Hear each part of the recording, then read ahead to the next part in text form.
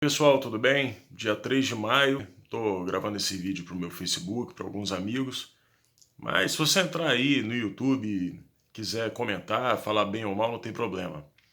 Bem, eu quero falar desse gabinete do ódio, mas o gabinete do ódio verdadeiro, né? Existe um gabinete do ódio formado aqui na internet, principalmente no YouTube, que há 45 dias não fala de outra coisa a não ser atacar o presidente. É impressionante. Eu faço um desafio a vocês. Vejam aí no Marco Antônio Villa, o É da Coisa lá do Reinaldo Azevedo. Esse Nando Moura, então, nem se fala, né?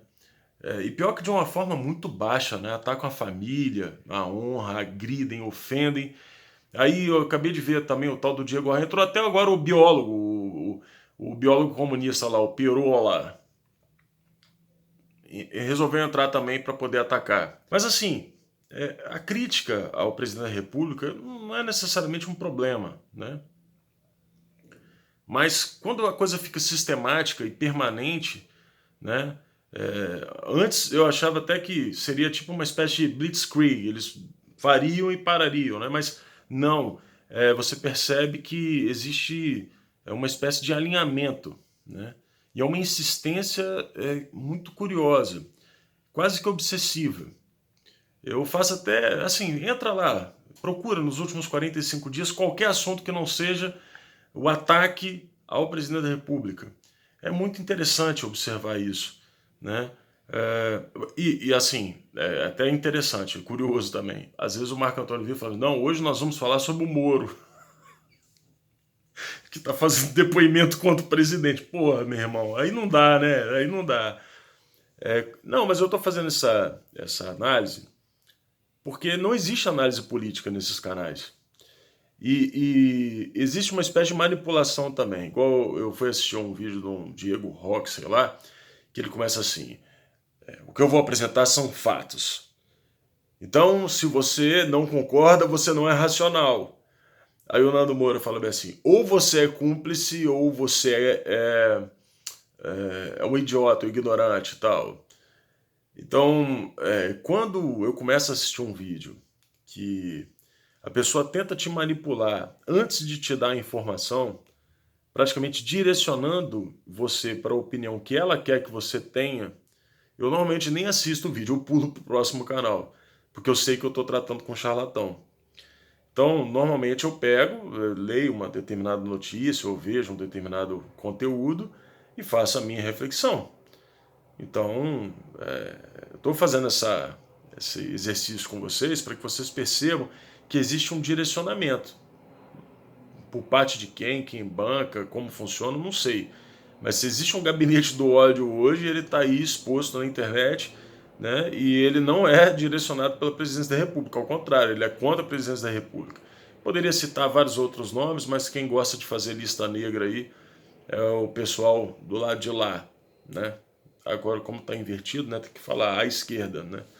Eu não sei como é que é esse negócio de vídeo, você aponta para lá e às vezes no vídeo sai ao contrário. Então, e é bom a gente fazer esse tipo de observação e fazer uma leitura um pouco mais ampla da coisa, porque a gente acaba caindo em narrativas equivocadas. Por exemplo, existe uma narrativa de que o problema do presidente é que ele não tem preocupação com a pandemia. Bem, acabei de falar agora de um grupo que não está nem um pouco preocupado com a pandemia, né? Só falam do presidente da República, mais nada. Só atacam o presidente da República. E a presidência da República, ela tem seus méritos em relação ao combate ao Covid-19. Tem muitos méritos, inclusive. Eu não sei se vocês sabem, o alerta de pandemia saiu do nosso Ministério da Saúde para a OMS rechaçou, né? A gente tem um gabinete de emergência por conta da pandemia desde janeiro, que foi um dos primeiros países do mundo, inclusive. E a gente acertou muito mais do que errou, né? Existe uma diferença aí de posição do presidente da República e erros, né, retóricos e erro também do cerimonial talvez do presidente, mas talvez seja o próprio presidente que não quer, que permitem que ele seja atacado, né? Se eu fosse presidente da República, por exemplo, jornalista não conversaria comigo na porta da minha casa. Seria, assim, liturgia o tempo todo. Protocolo e liturgia. Eu exerceria o poder ao máximo, né? Isso estou falando por mim, né? Seria mais ou menos igual o cerimonial da Casa Branca, né? Chegou lá, ó, vão ter 3 respostas hoje. Um dia o presidente ia aparecer, no outro ia aparecer o porta-voz, né? E mais ainda, eu faria uma espécie de intervenção dentro da casa dos meus adversários. Ó, jornalista tal eu não respondo. Se vocês quiserem fazer pergunta na coletiva diária que eu faço de manhã aqui na porta da minha casa, no caso na sala específica, né? Tudo bonitinho. Eu só respondo ao repórter tal, aquele que acabou de entrar na emissora lá, que isso causa uma bagunça. É um povo muito ciumento. Jornalista é um bicho, sabe? Não é jornalista, é um ser humano. Assim como existe ciúme na política, inveja, cobiça, existe também dentro do jornalismo. Então eu falei, ó, pro jornalista tal eu respondo, esse aí eu não respondo não.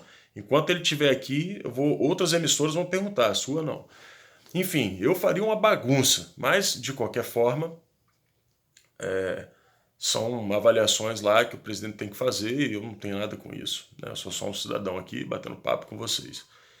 E em relação a essa questão da pandemia, da preocupação com a pandemia, o presidente se queimou por conta do e daí, né? O jornalista pergunta, o Brasil passou a China. É assustador, porque Bélgica, Holanda, Estados Unidos, Itália, Espanha, enfim, Alemanha, Irã, vários países passaram a China.